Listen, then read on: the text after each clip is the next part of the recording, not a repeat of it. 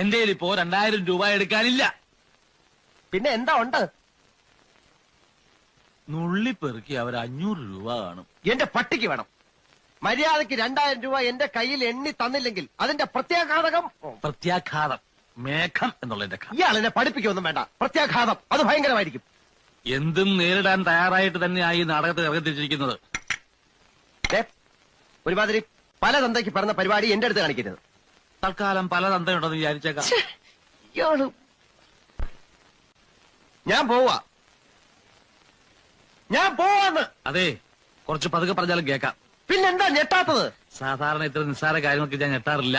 ഓഹോ, പിന്നെ ഞാനങ്ങനെ വെറുതെ പോകുന്നൊന്നും വിചാരിക്കണ്ട. ഈ വിവരം മുഴുവൻ ആ മൂപ്പിലാനെ കണ്ട് ധരിപ്പിച്ചിട്ടേ ഞാൻ പോവും. ഒരു ചാൻസ് കൂടെ തരാം. 250 250 ഉറപ്പിക്കുന്നോ? രണ്ടുപേരോടും കൂടെ ചോദിക്കുന്നത്. എടോ, തനിക്ക് നാണമില്ലേണോ?